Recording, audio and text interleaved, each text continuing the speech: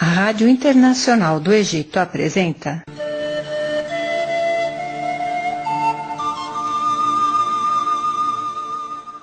Exposição Universal da Matriz Portuguesa, Camões, 500 anos.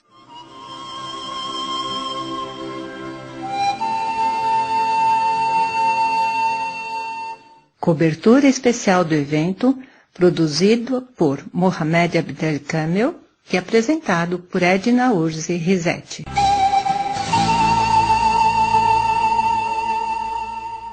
Queridas e queridos ouvintes, a Rádio Internacional do Egito apresenta, por ocasião da realização da Exposição Universal da Matriz Portuguesa, um dos encontros culturais lusófonos importantes, no qual se reúnem ilustres figuras culturais lusófonas. A Rádio Internacional do Egito teve a maior honra de participar da edição deste ano, que testemunhou a celebração do 5º centenário do poeta eterno Luís Vaz de Camões. À margem do evento, tivemos a maior honra de manter esta entrevista com Renato Epifânio, presidente do MIL, Movimento Internacional Lusófono, Luiz Vieira Batista, pintor e escultor, João Palmeiro, gestor cultural, coordenador de mídia da Matriz Portuguesa. Vamos ouvir.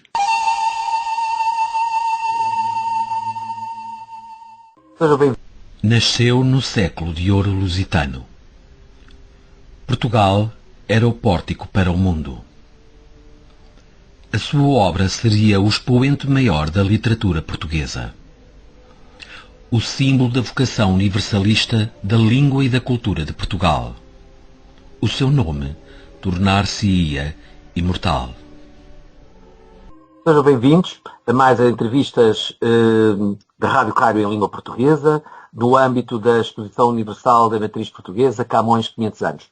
Tenho hoje comigo um querido amigo, João Palmeiro, gestor cultural e especialista e coordenador de média.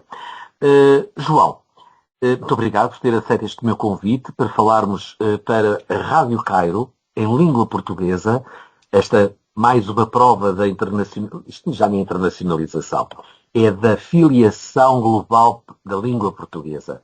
Já faz parte. E gostaria de lhe propor como tópico para esta nossa brevíssima conversa, que será Camões. Como é que o encara e como é que também encara que ele seja encarado, veja esta atualidade, como um símbolo identitário nacional? Eu acho que Camões, e vou dizê-lo como símbolo identitário nacional, é um pouco como Wagner na Alemanha, em que eu tinha um amigo mais velho do que eu, que ia todos os anos ao Festival de Bayreuth, e eu dizia-lhe, mas como é que é possível ir ao Festival de Bayreuth e estar a ouvir óperas que demoram 4 ou 5 horas? E ele dizia-me sempre, meu jovem amigo, porque realmente ele era muito mais velho do que eu, meu jovem amigo, quando tiver a minha idade, vai compreender. E quando eu cheguei à idade dele, compreendi de facto. Há coisas que nas sociedades e na cultura que nós só conseguimos avaliar e compreender e colocar no sítio certo quando já conseguimos ver e passar por muitas experiências na nossa vida. E eu acho que Camões é um caso desses. Eu acho que Camões, por um lado, é muito banalizado, até pela sua toponímica.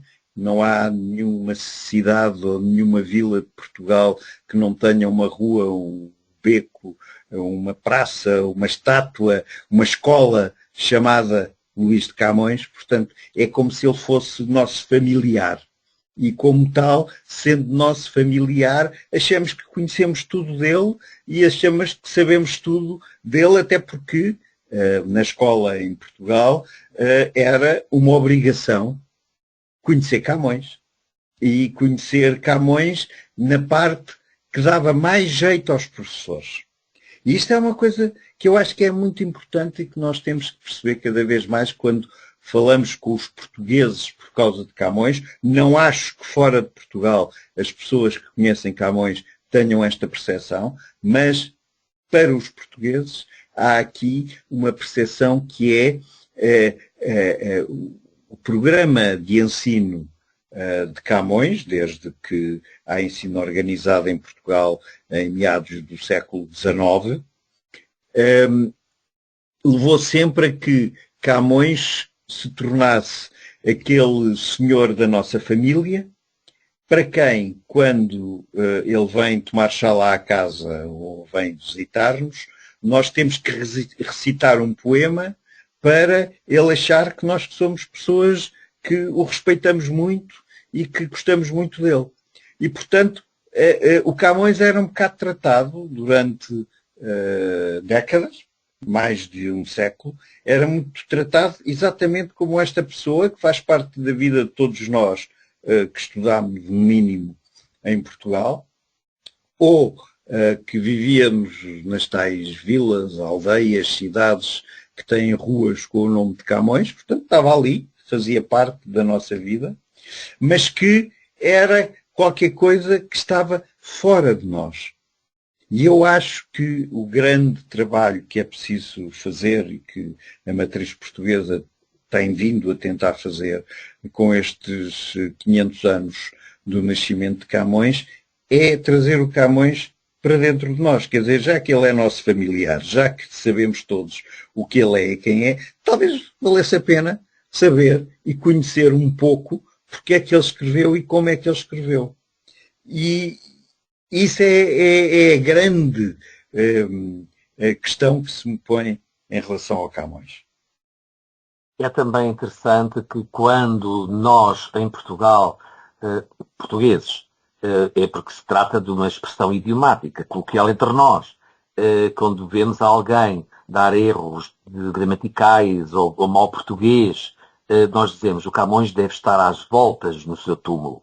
Então, verdadeiramente. E com esta, vamos lhe chamar máxima, passo para o próximo tópico que é... Mas deixe-me só dizer-lhe uma coisa que eu descobri há pouco tempo, João, e que talvez para quem nos esteja a ouvir fora de Portugal até seja mais interessante falarmos, que é porque é que nós temos essa ideia de que o Camões escrevia bem e porque é que isso nos foi passado. É que quando o Camões aprendeu, seja da maneira que fosse, quando Camões contactou com os clássicos, foi numa época em que em Portugal se estava a substituir a utilização pelas elites, digamos assim, do latim clássico para o latim vulgar. Latim este que era mais próximo da língua que as pessoas falavam e que nós falamos.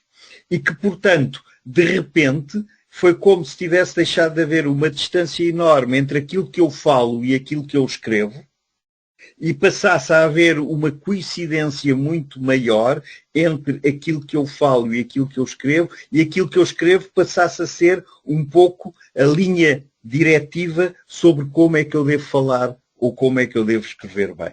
E isso aconteceu com a época em que Camões nasceu. Mas isto mantém-nos aqui neste tópico, que é a importância da língua portuguesa no mundo, e também, obviamente, a importância da língua portuguesa como ela é falada, escrita no tempo de Camões, que ele levou a uma qualidade extraordinária, de uma riqueza semântica, de uma estética literária a todos os níveis irreconhecida, mas ele verdadeiramente, por todos os efeitos, é o representante, é como se fosse o estandarte desta língua portuguesa no mundo, que não é à toa que o próprio Instituto da Língua Portuguesa tem o seu nome. Portanto, o que é para si, como é esta importância da língua portuguesa no mundo? Qual é verdadeiramente essa importância? Transfigura-se, reconhece qual é a sua presença? Porque estamos a falar de Camões, para mim é a língua portuguesa entrou nas sociedades com que contactava.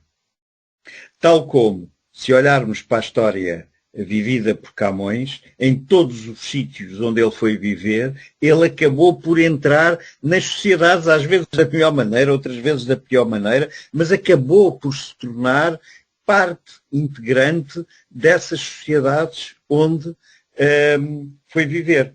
E a língua portuguesa, se nós olharmos bem, no mundo, apareceu sempre como a forma de conseguir juntar, ligar aquilo que até aí tinha muitas vezes dificuldade em ser ligado. Quer no comércio, quer na religião, quer até nas relações às vezes dentro da própria sociedade. E isto é uma construção que foi feita ao longo de séculos, sem que os atores dessa construção tivessem dado muito por isso, e só tivemos, eu acho que plena consciência de tudo isto, quando, acabada a noção de império em Portugal, em muitos sítios do globo, nós continuamos a ser tratados da mesma maneira. É porque a maneira como éramos tratados antes não tinha a ver com o império, tinha a ver com a língua portuguesa. Com o império neste sentido de impormos regras e princípios, não. Tinha a ver com a língua portuguesa. Só que nós confundíamos ou deixávamos confundir a nossa vantagem, a nossa posição de aceitação por causa da língua, que resolvia muitos problemas a muitos outros falantes de outras línguas, com a ideia de que tínhamos lá chegado e tínhamos imposto maneiras de fazer as coisas, portanto, no fundo, aquilo que nós chamamos hoje em dia, portanto, a posição do império. E é muito importante nós compreendermos que nós perdemos, aos olhos do mundo e aos nossos próprios olhos, essa posição do império, mas ao contrário, não perdemos a posição da nossa língua. E isso é uma coisa fundamental que os 500 anos de Camões nos deviam obrigar a pensar e a pensar cada vez mais. Com esta sua última frase, traz-nos para o último tópico para a nossa reflexão. João, sabe que há, além da programação que a Matriz Portuguesa faz com a Exposição Universal da Matriz Portuguesa Camões 500 anos, há obviamente também da Comissão Nacional para os 500 anos do nascimento de Camões e há também por outras entidades, sejam elas universitárias, sejam elas associativas, enfim, pelo país e fora do país, que estão também a promover e a construir esta programação neste âmbito. Parece que se devia fazer mais. O que é que acha que deveria... Qual seria a programação ideal para não só a celebração do Camões, mas para levar mais longe o ideal camoniano, não enquanto pessoa, mas este ideal, o que ele poderia representar de tudo o que já aqui falámos? Era, do meu ponto de vista, é para mim aquilo que é verdadeiramente fascinante, que seria, através de Camões, compreendermos o papel da língua portuguesa no mundo digital e no mundo da economia. E há um amigo nosso, que hoje em dia eu cito muitas vezes, o Luís Vieira Batista, que tem olhado para a obra de Camões de um ponto de vista da numerologia.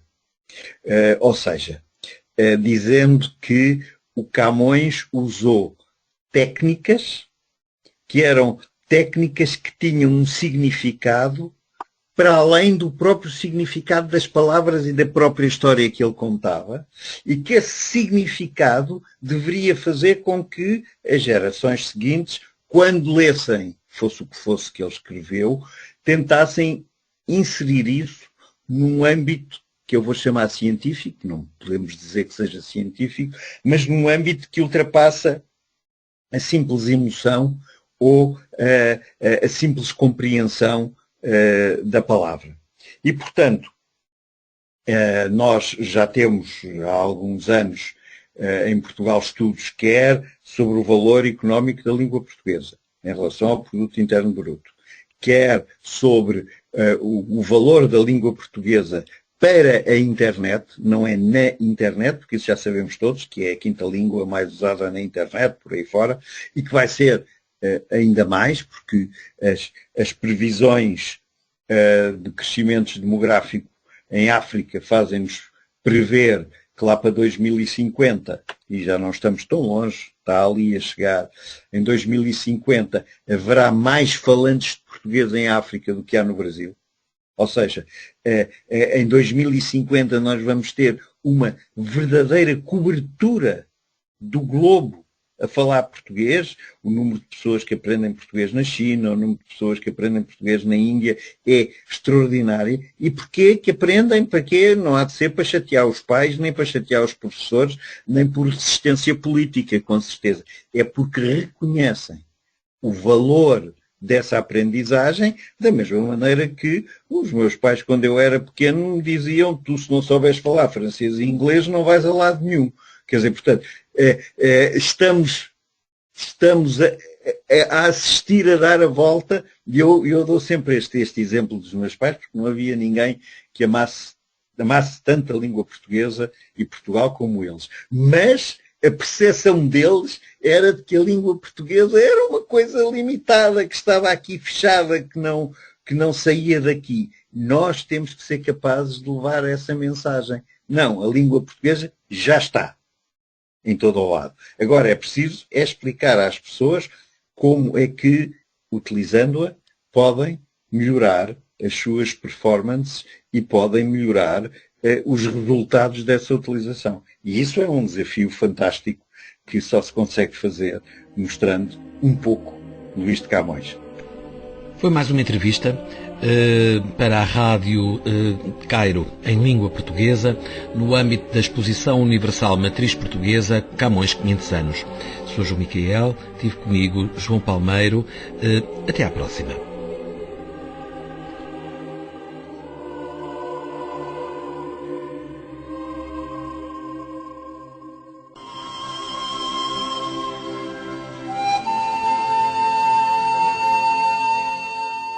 Agradecemos muito às figuras palestrantes por esta ilustre participação.